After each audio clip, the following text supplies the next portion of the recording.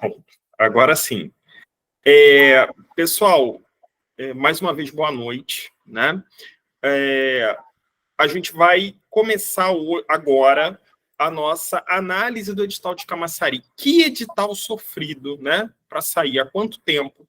A gente está desde o início do ano sabendo que esse edital vai sair. E aí vem a questão. Se estamos sabendo desde o início do ano que o edital vai sair, desde o início do ano devíamos estar estudando. Sei que muitos aqui estão, né? Principalmente o pessoal que eu acompanho já há um tempinho. As turmas de Lauro, turmas de Simões Filho, turmas da SEC, mas a boa notícia é que a prova é só em janeiro. Tem muito tempo. Então, assim, em tese, vocês vão ter outubro, novembro, dezembro, 3 meses e meio, praticamente, até a data da prova. Dá para estudar muito, muito. E a gente tem uma novidade. Não é nenhuma novidade, né? A gente tem uma característica desse edital que é bem interessante. Bem interessante. Para muita gente não vai ser tão legal, mas eu gosto muito dessa característica. Então, assim, como a gente sempre faz aqui na análise do edital, eu peguei os principais pontos, só que o fato de vocês estarem acompanhando essa análise do edital não substitui a leitura atenta do edital que vocês devem fazer. Leitura atenta. O que não pode acontecer é vocês, daqui a 2 meses, chegarem e perguntarem assim, eu tenho que estudar isso. Estudar isso para quê? Para a prova. Isso não cai na prova. Isso só acontece porque não se lê o edital. A leitura do edital é fundamental. Tá? Então, assim, eu não tenho como, por exemplo, passar aqui para vocês agora, nesse momento de análise do edital, todos os conteúdos que vão cair na prova. É enorme. Eu até trouxe a parte específica de algumas, que são pequenas, mas não tem como. O que a gente tem que fazer, eu estou dando aqui as noções gerais para vocês verem até, poxa, qual é a estrutura do concurso, como ele funciona, mas é preciso ler o edital. Tá bom? Então, vamos lá para as características principais desse edital, começando com os cargos em destaque. Você fala assim, como assim, Alexandre, cargos em destaque? Só tem esses? Não. Eu estou colocando os cargos em destaque porque são geralmente os cargos que vão chamar mais atenção. Mas eu sou nutricionista, não está falando aí nutricionista. Realmente eu não estou falando por quê. O nosso público aqui não é um público que geralmente tem muitos nutricionistas. Nós somos um curso aqui que trabalha com a área da educação, né? Então, vocês percebam aí que grande parte dos destaques que a gente está fazendo são destaques referentes à área da educação. E, obviamente, a gente tem um cargo aí, que é um cargo que eu tenho chamado a atenção já tem muito tempo, né? Que é o cargo de agente de combate a endemias, que ainda vou falar bastante dele. Então, assim, eu destaco especialmente 4 cargos. Coordenador pedagógico, professor de anos iniciais. Por que esses 2? Porque esse daqui é o público pedagogo, né? E a gente sabe que a maioria do pessoal aí são pedagogos. Mas eu não sou pedagogo, eu sou formado em geografia. Tá, tem geografia também, não vai ter grande diferença, tá? A estrutura do concurso é a mesma para quem é de geografia também. Então, não vai ter diferença nenhuma, tá bom? A única questão que eu já vou adiantar aqui, eu quero fazer para coordenador pedagógico. Posso? Tem 2 pré-requisitos. Primeiro, você tem que ser formado em pedagogia. E segundo, você tem que ter 2 anos de docência. Como assim 2 anos de docência? Você tem que ter trabalhado em sala de aula durante 2 anos. Professor, público, privado, não importa. Mas, se você tiver 2 anos de docência, você pode concorrer normalmente para coordenador pedagógico. Alexandre, eu não tenho 2 anos de docência. Eu me formei agora. Posso concorrer para coordenador pedagógico? Não. Coordenador pedagógico, não. Pode concorrer a anos iniciais, professor, né? Professor anos iniciais, ele pede somente ou pedagogia ou normal superior. Aí você pode concorrer. Outra coisa para destacar, não se assustem com o número de vagas. Não se assustem com o número de vagas, até porque esse concurso ele vai formar um cadastro de reserva relativamente bom. E eu, particularmente, acredito que todo o cadastro reserva vai ser aproveitado. Eu vou mostrar para vocês um pouquinho mais à frente quantos serão aproveitados. E sabe o que é bom de concurso com pouca vaga no edital? Diminui a concorrência. Aquele pessoal muito emocionado, minha vida acabou porque eu estava esperando esse concurso e agora só tem um. Esse pessoal é ótimo, porque eles nem tentam. E aí não fica fazendo número. O número fica bem enxuto, né? E desse número, uma boa parte não fez uma boa preparação, então a sua concorrência ela diminui substancialmente. Então, ótimo ter pouca vaga. Até porque a gente sabe que não vão ter só 3 pessoas convocadas, né? Tem aquele detalhe. Alexandre, mas está falando aí que só tem 3. Se tem mais vaga, por que só tem 3? Isso, às vezes, é um artifício utilizado até para as secretarias de educação, para as prefeituras, não terem a faca no pescoço de ter que chamar. Porque, assim, a partir do momento em que no edital você coloca, tem 50 vagas, você tem que chamar em 50. Tá? Mas eu tenho prazo até o edital, até a validade do concurso para chamar. Verdade, você tem. Só que todo dia vai ter um concursado lá na porta ligando para a secretaria. Tem previsão para chamar? Tem previsão para chamar? Tem previsão para chamar? É assim que funciona. Então, a partir do momento em que você coloca assim, tem 3 vagas, sabe o que acontece? Muita gente nem tenta. E aí, logo no início, eles chamam, mas eles sabem que eles têm um cadastro reserva. E digo mais, eu, particularmente, não acredito numa primeira convocação com 3 convocações. Eu acredito que vai ter muito mais. Exemplo, concursos aí recentemente que só tinha cadastro reserva e chamaram um monte. Isso é normal, tá? Então, não se assustem com o número de vaga. Agente que combate endemias, 40 horas. Esse é um cargo que ele tem uma regulamentação nacional. Então, o salário dele para um nível de ensino médio não é ruim. R$ 2.640 equivale a 2 salários mínimos. Né? Para um emprego público com estabilidade, com possibilidade de ascensão em plano de carreira, de outras gratificações, e, sobretudo, pela estabilidade do emprego público, não é uma oportunidade que aparece todo dia.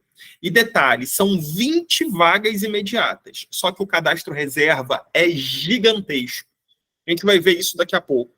E sabe qual é a vantagem?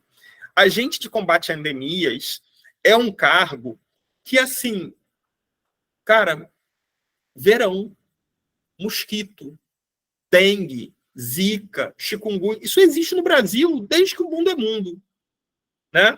E quem é que vai trabalhar com isso? O agente de combate a endemias, que não tem só essa função, tem outras, mas é geralmente nessa hora que ele é lembrado.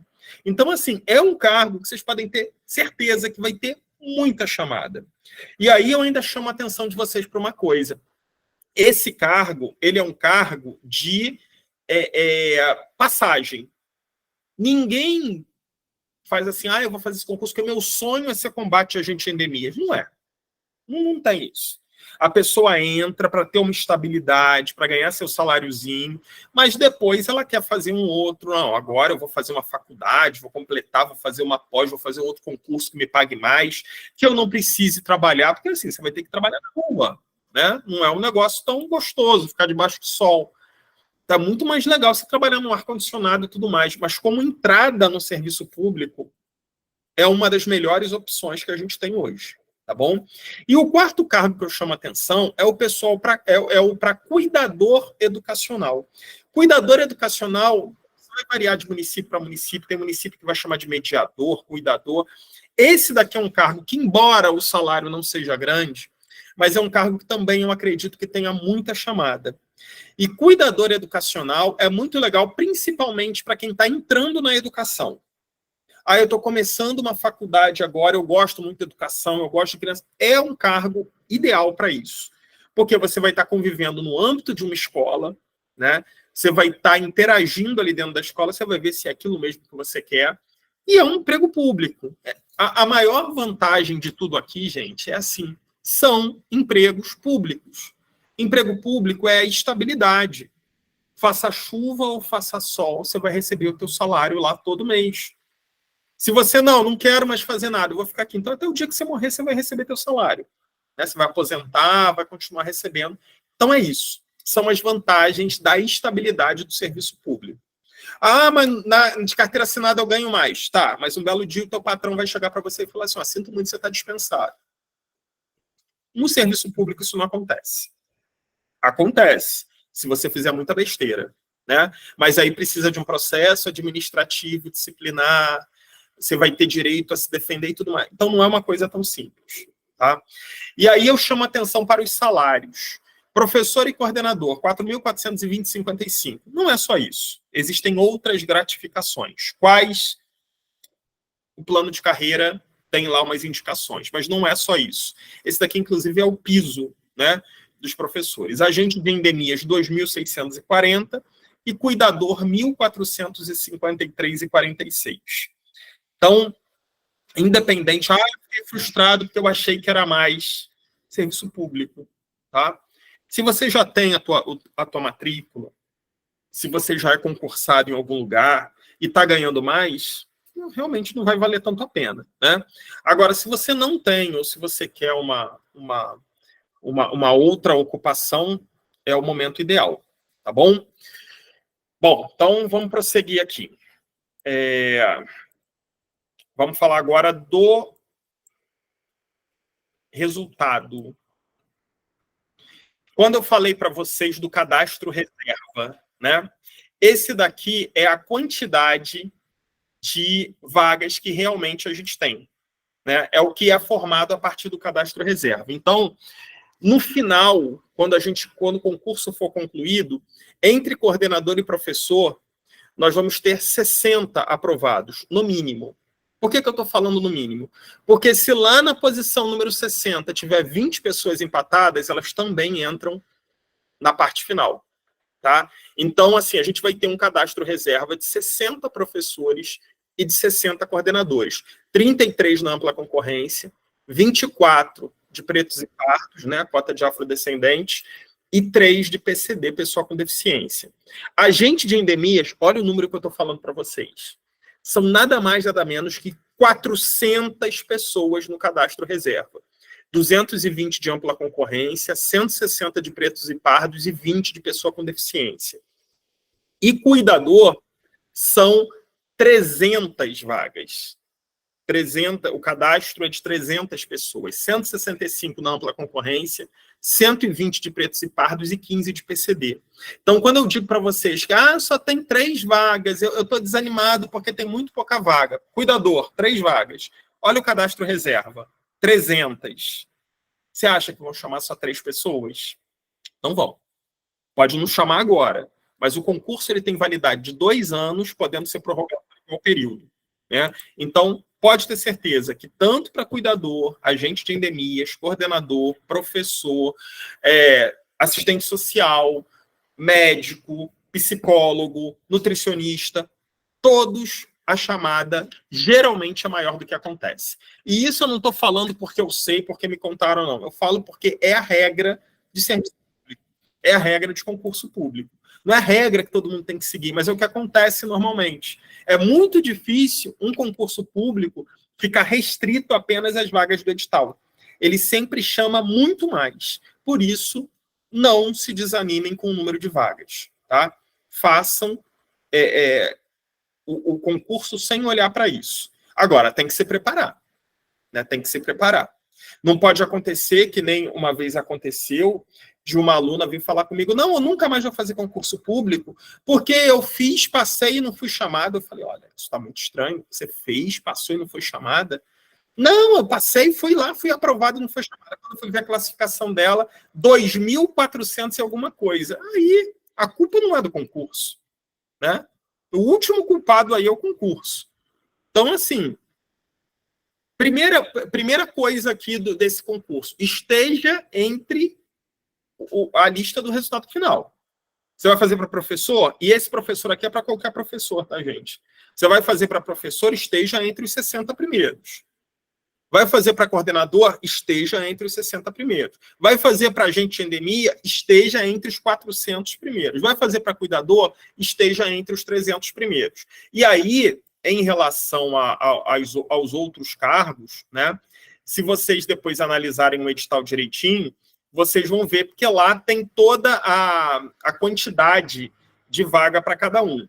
Então, por exemplo, deixa eu abrir aqui, só para que vocês tenham uma ideia. Ó, assistente social, vão ser 20 o cadastro final, né? Vão ser de 20 pessoas. Perdão, 20 para 30 horas e 20 para 40 horas, porque tem essa opção de 30 e 40 horas. Vamos lá, para nutricionista, são 22 pessoas. O que mais? Para psicólogo. Psicólogo, a gente vai ter 25 de 30 horas e mais 25 de 40 horas. Então, assim, tem um número bem expressivo, tá bom? Então, seguimos. Só se alguém tiver alguma pergunta, tá? Fica à vontade. Pode abrir aí o áudio e perguntar. Fiquem à vontade. Já tem. Professor Alexandre, boa noite. Boa noite. No caso, existe realmente essa hipótese de você fazer do nível médio e depois você, um exemplo, né, fazer uma faculdade e nivelar o cargo? Existe mesmo Não, isso ou não? isso é vedado pela Constituição. A partir do momento que você é concursada, por exemplo, você fez para cuidador, né? Sim. Aí você fez para cuidador, tomou posse como cuidador, aí depois você concluiu sua faculdade, aí você quer passar para professor. Tem que fazer um novo concurso. Você é concursada para cuidador. Isso daí, existia porque minha avó aconteceu isso. Sim, antes da Constituição de 88. Agora isso não é mais permitido. Tá? Não é possível migrar de cargo. O que acontece é que você sobe dentro da estrutura do cargo, no plano de carreira. Então você vai subindo, seu salário vai aumentando, porque os planos de carreira são assim, né? Níveis e classes, e conforme você vai estudando, conforme o tempo vai passando, seu salário vai aumentando. Agora, nada impede que você, nesse meio tempo, você também possa fazer outro concurso, né? Você pode, no teu cargo, fazer outro. Abrir um outro concurso para professor. Você continua ali no teu cargo e tenta o concurso. Se você não passar, você continua, o seu está garantido, né? E se você passa, aí sim, você exonera de um para ir para o outro. Ok? Certo. No caso, dentre essas profissões que estão no concurso, só tem plano de carreira mesmo para professor, né? Não, plano de carreira é para qualquer funcionário do município. Todos têm plano de carreira. É claro que o plano de carreira de professor, ele é diferenciado, né? Existe lá no Estatuto do Magistério um plano de carreira à parte, exclusivo para professor. Mas tem plano de carreira na saúde, tem plano de carreira dos funcionários em geral. Todo município, todos os municípios têm seus planos de carreira, tá? Professor, oi. Pode fazer para médio e para superior? Não dá, porque são no mesmo dia. Ok. Eu até estranhei isso, porque geralmente os municípios, né, quando tem essa possibilidade de fazer de médio, de superior, que as pessoas querem tentar, né, geralmente eles colocam uma prova de manhã e outra prova à tarde. Mas, infelizmente, Camaçari não fez isso. Eles colocaram todas as provas no mesmo turno, no turno da tarde. Então, todas as provas vão acontecer à tarde. Não vai ter prova acontecendo de manhã. Com isso, é impossível. Vocês não vão conseguir fazer 2 cargos. Vão ter que optar por um só. Ok? Mais alguém? Professor, você me tirou uma dúvida? Pois não. Se eu fizer um concurso para 20 horas, a carga horária, e aí eu passei para 20 horas, depois, se eu tiver interesse de ficar 40 horas, eu tenho que fazer novo concurso ou se tiver disponibilidade, eles contratam? Não, Como aí é que não é funciona? contrato. Você só vai estender Não, contrato a não, horária, exato, né? estender. Sim. Existe uma previsão disso na lei orgânica do município, no Estatuto do Magistério, né? Perdão, estou falando do Estatuto do Magistério de outro município. Geralmente existe essa possibilidade. A gente precisa analisar. Agora, isso geralmente depende do interesse do município. Se for interessante para o município, sim. Se não for, quem decide é o município. Tá? Agora, independente de qualquer coisa, eu creio que isso só acontece após o seu estágio probatório. Tá? Antes do estágio probatório, provavelmente você não vai conseguir. Tá bom? Ok. Professor, boa noite. Boa noite. Eu percebi que alguns cargos não têm reserva de vagas para pessoas pretas e pardas, e nem para PCD. E aí eu percebo que nas etapas seguintes, como, por exemplo, o cargo de procurador, nas etapas seguintes, tem lá, tipo, até 18 pessoas, pretas e pardas, que forem aprovados na prova objetiva, seguirá para a prova discursiva. Também tem um quantitativo também para PCD. Aí me gerou essa dúvida, porque como não tem a previsão de vaga, para reserva de vaga para afrodescendente e PCD nesse cargo, e em outros também que eu percebi, aí gerou essa dúvida. É porque o que acontece? O número de vagas imediatas, a lei do município, né, e que inclusive está no próprio edital, ela diz que 40% das vagas têm que ser destinadas a pessoas afrodescendentes, né? É porque o que acontece? Às vezes tem alguns cargos que o número de vagas não permite que tenha essa reserva. O número de vagas imediatas, então não existe a previsão ali no momento. Só que o que acontece? Como a gente sabe que existe um cadastro reserva, a qualquer momento pode surgir a vaga. Então, surgindo a vaga, vai ser respeitada a proporcionalidade das cotas. Tá? Então, por exemplo, não está previsto, só tem uma vaga para ampla concorrência. Tá? Mas se por um acaso abrirem outras vagas, a reserva de vagas de cotas vai ser levada em consideração. Por isso que não tem pré-vaga imediata, mas tem a possibilidade da reserva. Okay? Entendi. Obrigada. Nada. Mais alguém, gente? Não? Então, vamos prosseguir. Bom, vamos agora a alguns detalhezinhos, né?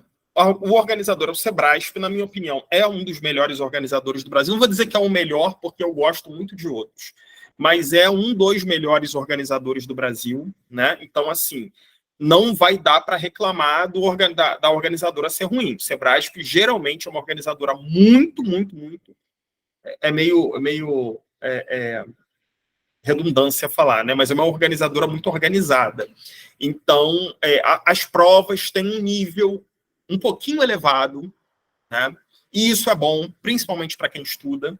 Para quem não estuda é terrível, mas para quem estuda é bom, porque nivela um pouco mais por cima, né? E as inscrições começam em outubro, no dia 5 de outubro, e vão até o dia 3 de novembro. Então, assim, é praticamente um mês de inscrição.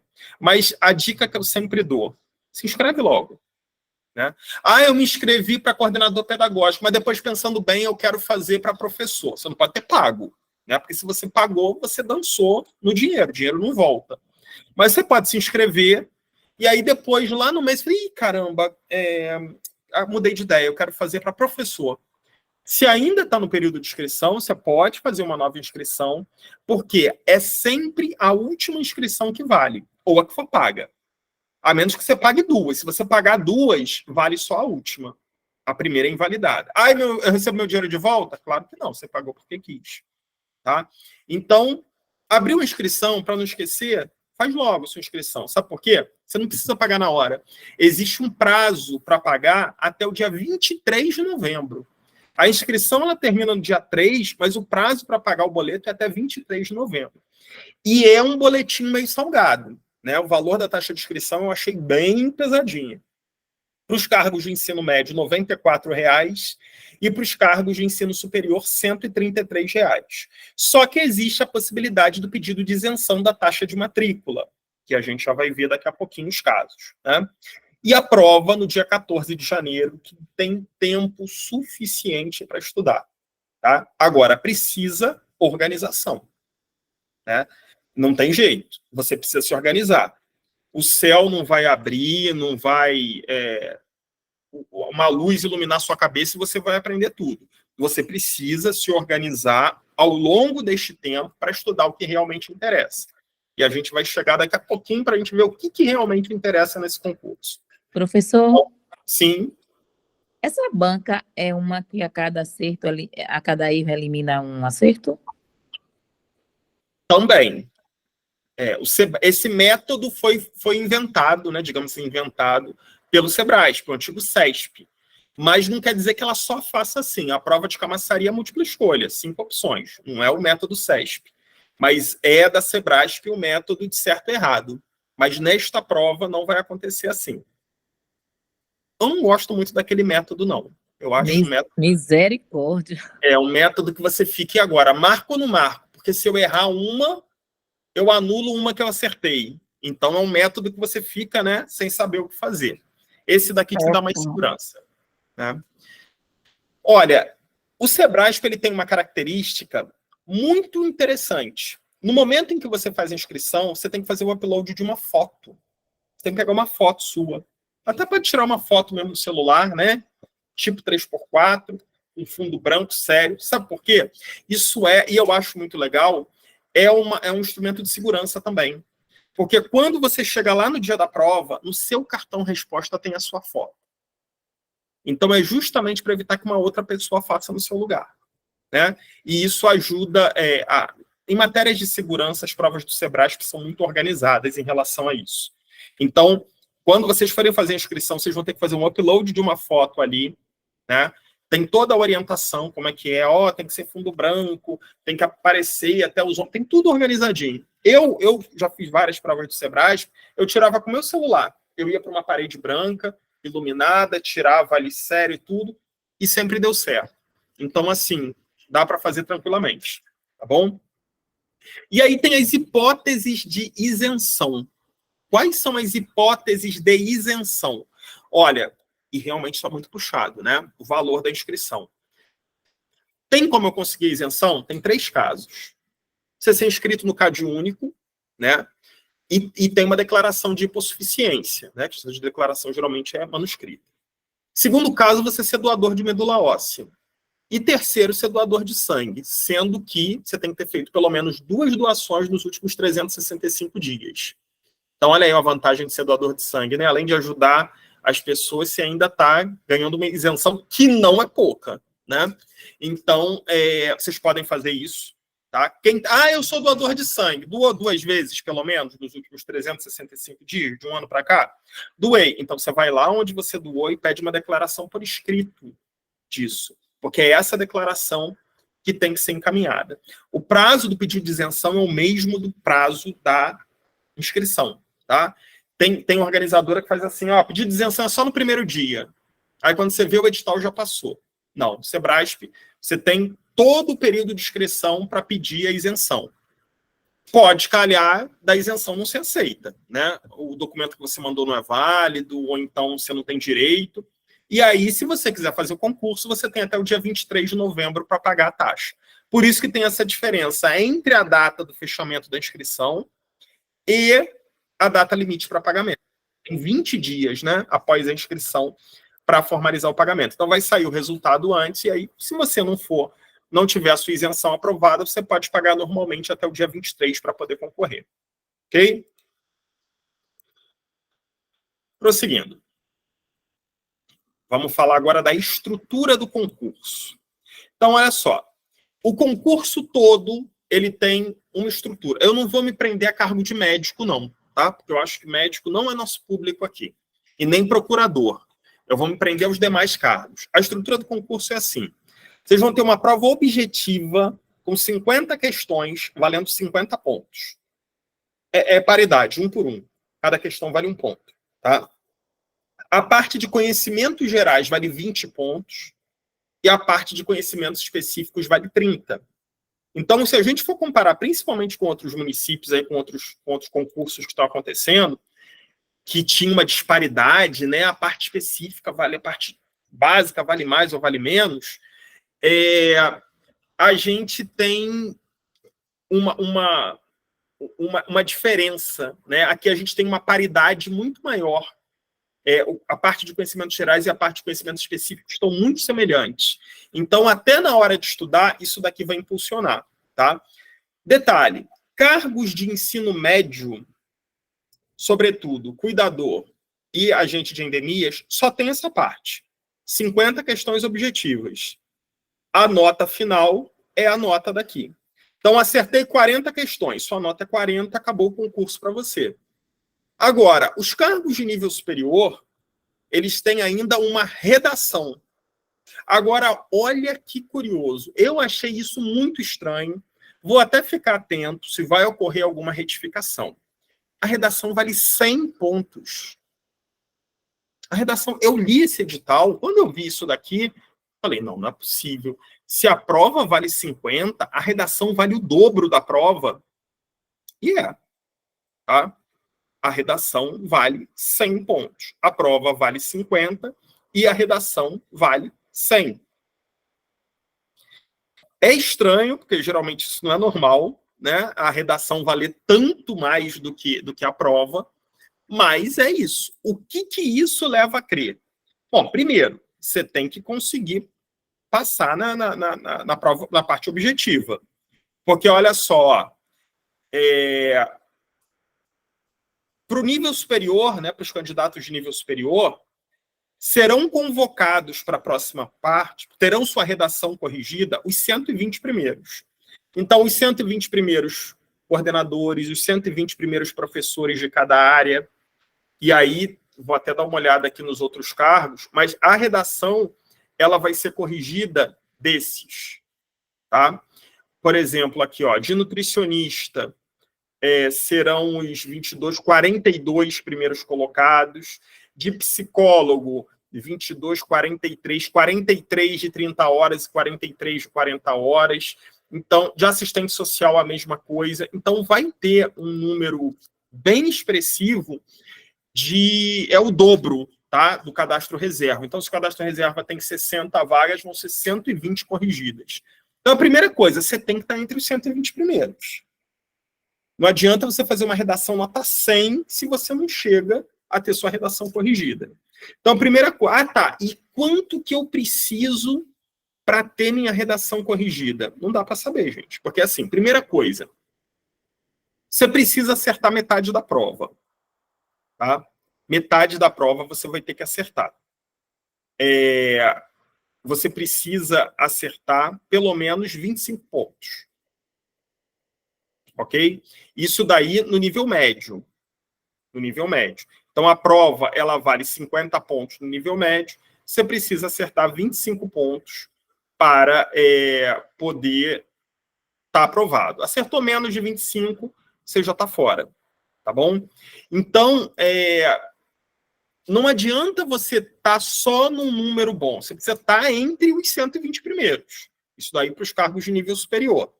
Tá? E aí vem a questão. Conseguir estar entre os 120 primeiros, a redação vai definir a sua vida. Porque a redação vale 100 pontos. Então, vamos supor, você fez 40 pontos na parte objetiva, que é uma senhora nota. Você vai estar com 80%. Muito boa. A parte discursiva, a redação, vai definir tudo. E a redação mesmo, tá? Não é conhecimentos específicos, não é responder a questão de... Não, é uma redação de tema atual. Então, assim, ao mesmo tempo em que vocês treinam conhecimento geral, conhecimento específico, tem que treinar a redação. Tá? E, além disso, tem uma terceira etapa também, que é a prova de títulos, valendo 10 pontos. Só que na prova de título, só vão ser convocados os 60. Né? Só vão ser colocados os 60. Débora? Professor, e como é que fica assim a questão, por exemplo, agora mesmo no concurso de Simões Filho, tinha mais de 10 pessoas na mesma classificação que eu. E aí, como é para corrigir essa redação quando tem assim um empate na mesma classificação? Mas as possibilidades de empate estão no edital. Por isso que eu falo, tem que ler o edital. No edital tem lá, ó, em caso de empate, os critérios de desempate são, e varia de edital para edital.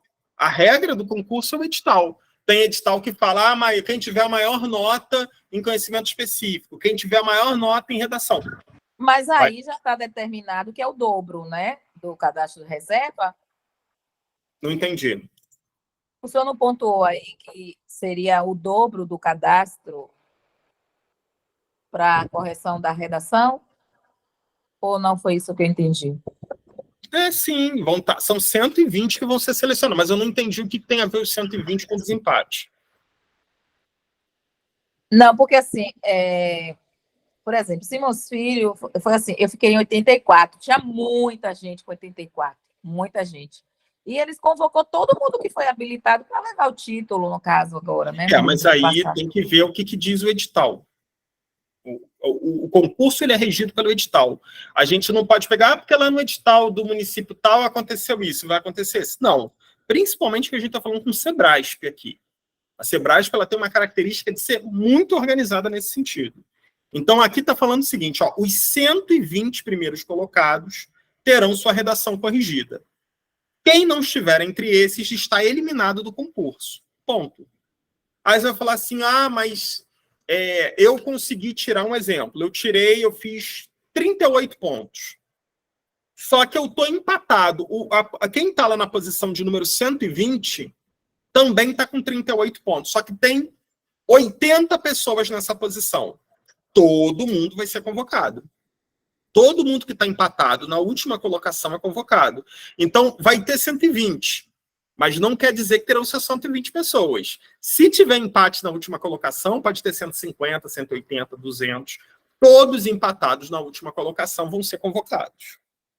Tá? Estou falando em relação ao edital de Camaçari. Não tem como eu dizer o edital dos outros municípios, até porque eu não vou me lembrar do que diziam os outros. Nesses casos de dúvidas, tem que voltar lá no edital para ver o que estava sendo previsto. Se, por um acaso, o município está fazendo... O município não, a organizadora está fazendo alguma coisa contrária ao que está no edital, isso é caso de paralisar o concurso, que ela não pode fazer. E, posteriormente, até anular, se for o caso. Tá? Certinho aí, Débora? Joia, professor, joia.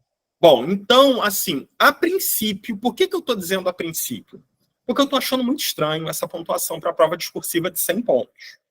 Mas, a princípio, o total que um aluno, que um candidato pode conseguir é 160 pontos de nível superior. Tá? 50 da objetiva, 100 da discursiva e 10 da prova de título. E aí, deixa eu ver se a prova de título já está por aqui.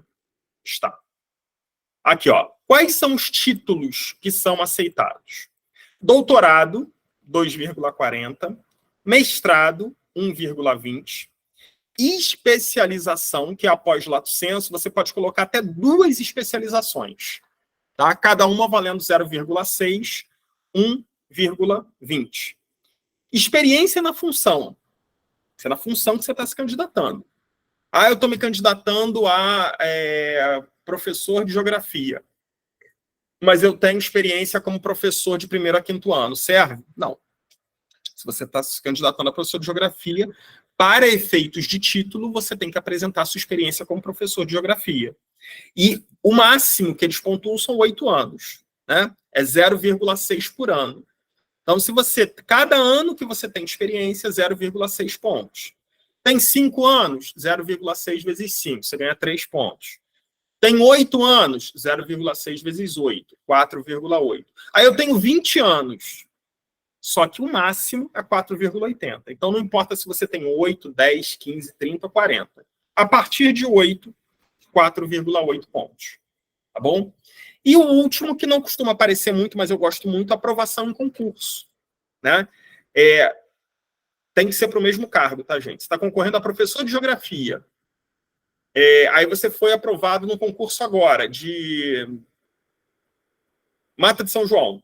Eu fui aprovado lá. Não quer dizer que você tem sido convocado. Você tem que estar na lista de aprovados. Né? E para cada aprovação que você tem 0,2 pontos. Então, você pode anexar até 2 aprovações e você vai ter 0,4 pontos. Tá? Totalizando isso daqui tudo, 10 pontos. É muito difícil alguém ter 10 pontos, né? Mas não é impossível. É muito difícil, mas não é impossível. Tá? Existe sim a possibilidade. E se tiver, a pessoa dá um pulinho bem grande. Né?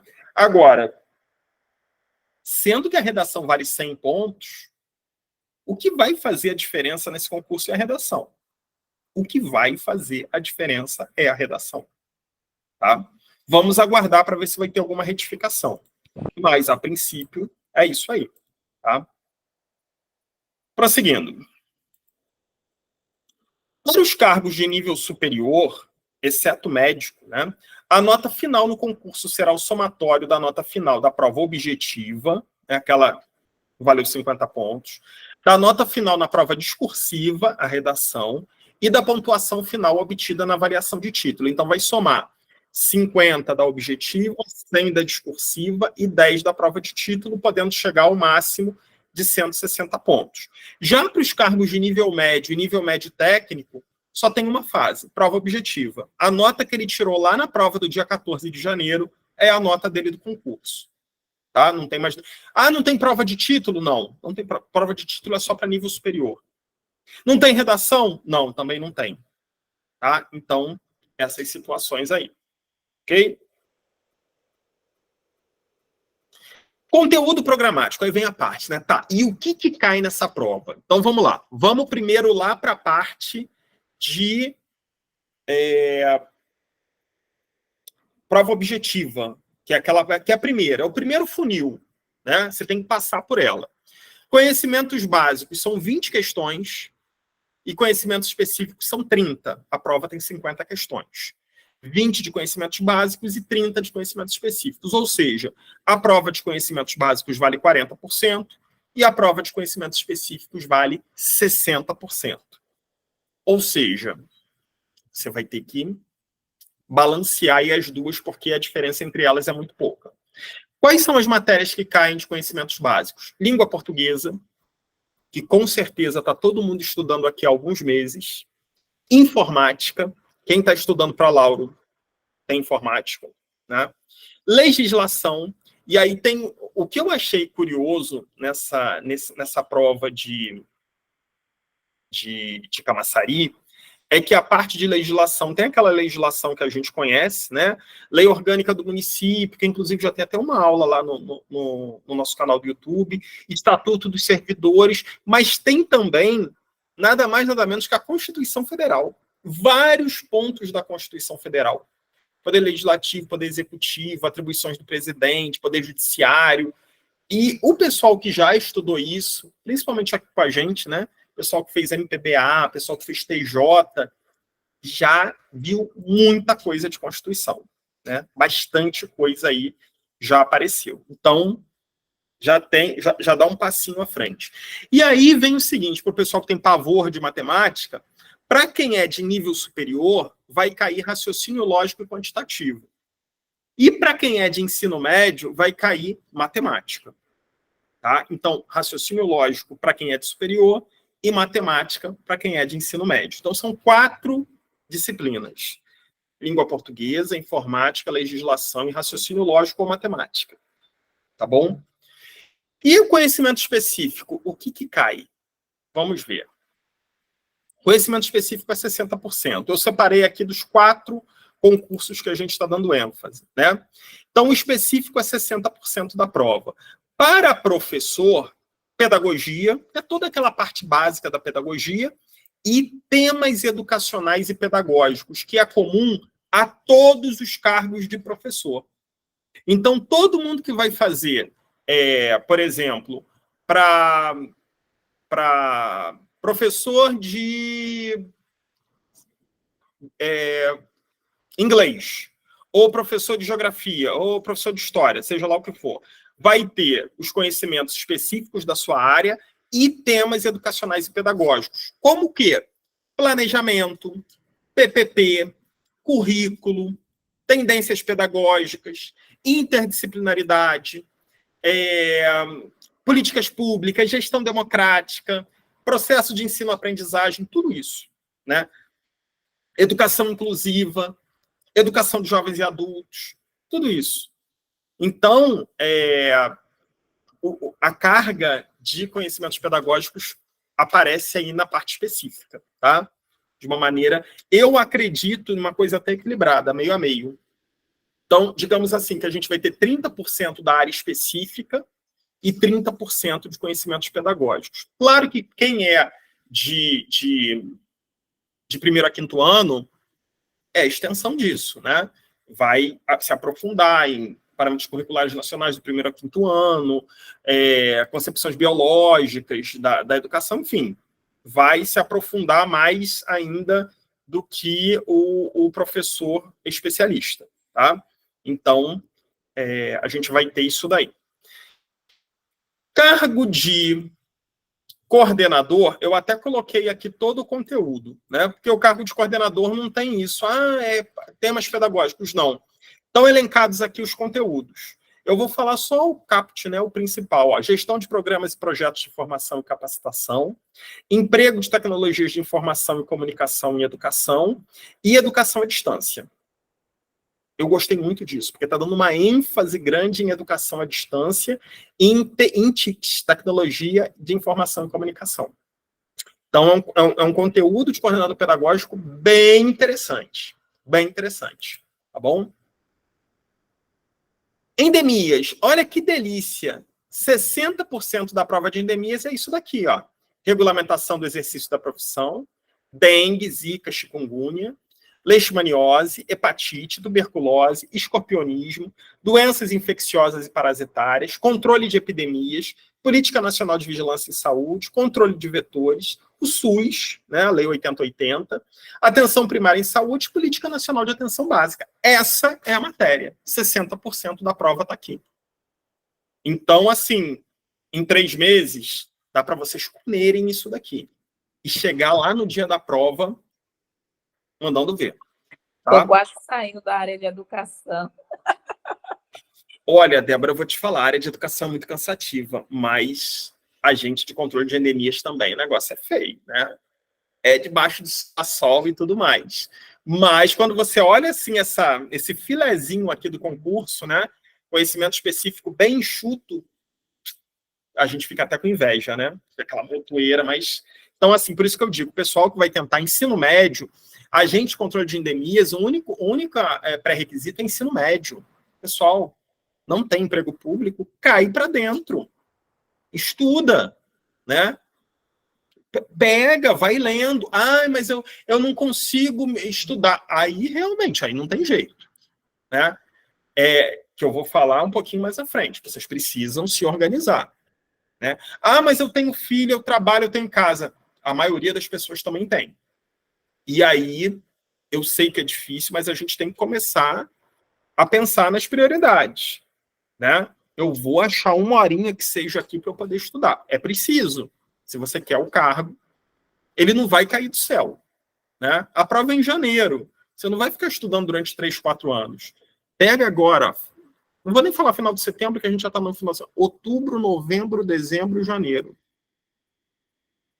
3 meses e meio. Dá para fazer direitinho, né? Dá para ir. Bom, vamos lá. E o último aqui, que é o de cuidador. Cuidador também bem chutinho, se bem que o salário do cuidador não é tão grande, mas principalmente para quem está iniciando, é uma boa, tá? Relações de afetividade da família e da escola, higiene da criança, cuidados essenciais, a criança e seu espaço, prevenção de acidentes, cuidar e educar, alimentação, higiene, prevenção, espaço na creche, rotina, alimentos, importância dos alimentos para a saúde, contaminação, micro-organismos, Estatuto da Criança e Adolescente, Plano Nacional de Promoção, Proteção e Defesa do Direito de Crianças e Adolescentes, Plano Nacional de Enfrentamento à Violência contra Criança e Plano Nacional de Prevenção e Erradicação PET, né, de erradicação do trabalho infantil. Para quem gosta de criança, eu sempre indico, gosta de criança? Você vai se dar bem. Né? Se não gostar, meu filho, nem tenta. Nem tenta porque é complicado. Né? Você vai lidar com criança o dia inteiro. Você vai ajudar no banho, você vai ajudar na alimentação, você vai ajudar a olhar, a criança vai chorar, a criança vai gritar, vai fazer pirraça. E você vai precisar ter paciência. Né? Mas, assim, para quem gosta de criança, geralmente é um cargo muito interessante. O pessoal geralmente fala muito bem disso daqui. Bom, e aí a gente vai falar da preparação. Aqui na Gestar, a gente vai ter 4 cursos. Né? Hoje, durante o dia, a gente estava fechando isso, assim que o edital, a gente teve acesso ao edital, para fechar esses cursos. Nós vamos oferecer 4 cursos aqui. Um de professor de 1º a 5º ano, um de coordenador pedagógico, um de agente de combate a endemias e um de cuidador educacional. Alexandre, mas eu quero fazer um para professor de língua portuguesa. Vai ter turma? Não, não vai ter turma. Tá? Mas, assim, a gente vai cobrir 70% disso. Se você partir do princípio que a gente vai cobrir todos os conhecimentos básicos, que são comuns a todos, e mais a parte que trata de temas pedagógicos, que deve ser 30%, a gente vai cobrir 70% da prova. Se te interessar estudar 70% com a gente e 30% por conta própria, seja bem-vindo, né? Ah, eu quero fazer para serviço social. Vai ter turma? Não. E aí a gente não vai cobrir a parte específica de serviço social. Então, quem tiver interesse vai pegar só a parte de conhecimentos básicos, os 40%. Os 60% da sua área específica a gente não vai cobrir. Bom? Agora, nesses 4 casos aqui, professor de 1º a 5º ano, coordenador pedagógico, agente de combate a endemias e cuidador, a gente vai cobrir 100% do conteúdo. Serão, no mínimo, 26 aulas ao vivo. Por que a gente está falando no mínimo? A gente tem que levar em consideração o seguinte. Nesse meio tempo, a gente tem feriado, a gente tem Natal, a gente tem Ano Novo. Então, eu vou colocar para vocês aqui daqui a pouquinho os dias em que a gente está prevendo as aulas. Mas vai ter dia que vai cair assim. 24 de dezembro. Vocês acham que a gente vai... 24 de dezembro, aula de 8 às 10 da noite? O pessoal cortando panetone e tudo. Não vai dar muito certo, né?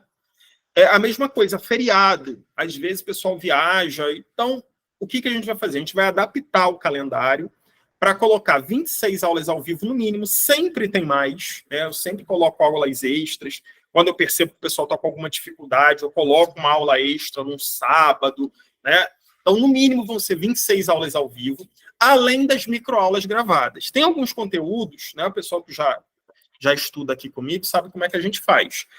Tem alguns conteúdos que a gente faz uma microaula, uma aulinha curta, de 8, 10 minutos. Às vezes o conteúdo é isso.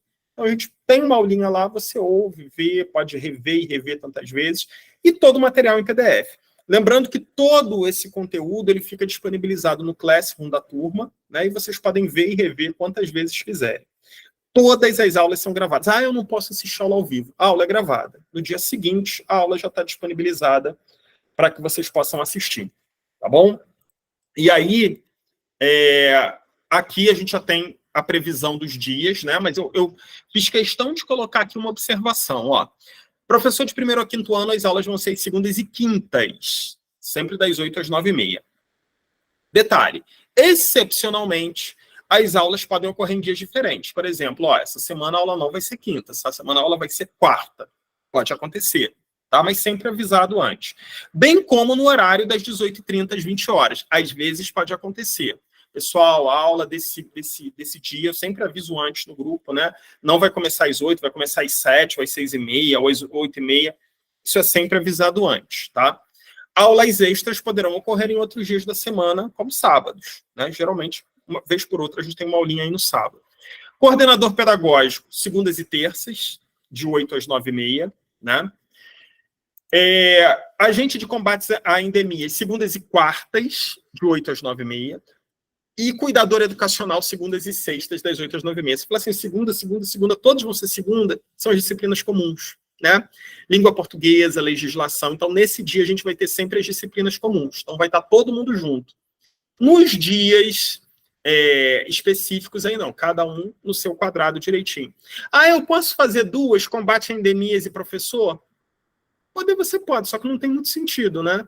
Porque você não vai poder fazer 2, você vai ter que escolher uma. Então, não tem muito sentido você fazer 2, porque, na verdade, você não vai poder se candidatar a 2 cargos. Então, é um pouquinho de perda de tempo.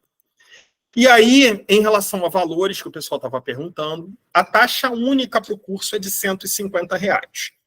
Todos os nossos alunos que participaram das turmas de preparatório de Lauro de Freitas, que estão participando de Lauro, Simões Filho e Mata de São João, pagam R$80, tá?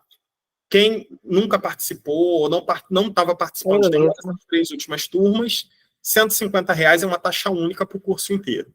Nós vamos começar as nossas aulas na segunda, dia 9. Não é essa segunda agora, tá? Na outra segunda. A gente ainda vai ter uma semana aí. Mas nesse meio tempo, eu já vou começar a disponibilizar as aulas gravadas, as microaulas. Então, o pessoal que entrar já agora, já vai ter microaula pintando aí para vocês começarem a estudar. Nossa primeira aula do preparatório das 4 turmas vai ser na segunda-feira, dia 9, às 8 da noite. Tá bom?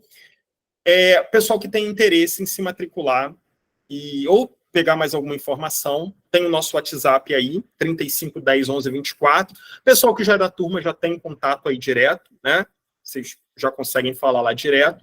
E os pagamentos, como sempre, né? São pagamentos em cartão. Geralmente em cartão você pode parcelar, né? Ou Pix. E aí vocês vão ter todas as informações aí direto lá pelo WhatsApp. Tá bom? Bom, gente, eu acho que eu cobri, assim, a maior parte do edital. Professor, Oi. e psico de Lauro? Psicopedagogia, a turma de Lauro começaria agora, quinta-feira. Só que a gente não tem turma formada ainda. Então, se não houver turma formada, a turma não começa. Tá? Ah, tá.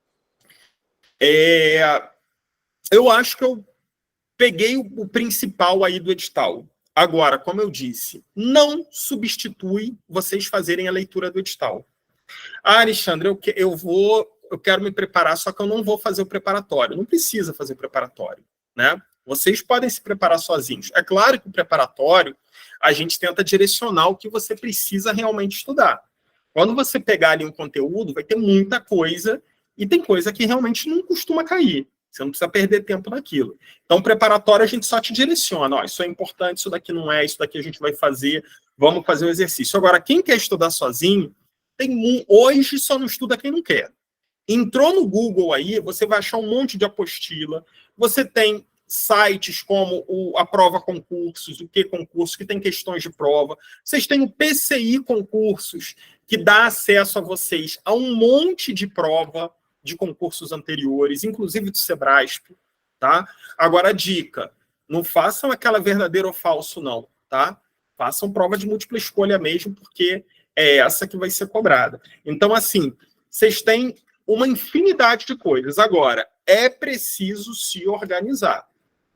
É preciso chegar assim, ó, eu vou separar. Quanto que eu posso? Vocês têm que responder, não sou eu. Às vezes as pessoas me perguntam, quanto tempo que eu preciso para estudar? Não sei, eu não sei a sua vida. A minha eu sei. Se eu parasse aqui e falasse, quanto tempo? Ó, eu consigo isso. Porque não adianta você falar que você vai estudar, vou estudar 2 horas por dia, se você não vai conseguir. Você tem que saber o que você realmente consegue. Né? Olha, eu só consigo terça e quinta. 1 hora por cada dia desse. Ótimo. Agora, tem que fazer. Não pode procrastinar. Cheguei muito cansado hoje, vou deixar para amanhã. Não faça isso. Cumpra o seu planejamento. Faça uma tabelinha, já colocando lá, ó, né? Terça, esse dia, eu vou começar estudando isso. Aí você foi lá na terça e estudou, coloca lá um tiquezinho, fiz. E vá programando isso tudo direitinho para que você tenha, até a data da prova, visto a maior parte dos conteúdos possíveis. Tá bom? Pessoal, alguma dúvida, alguma pergunta, alguma questão que vocês queiram que eu não tenha ficado suficientemente claro?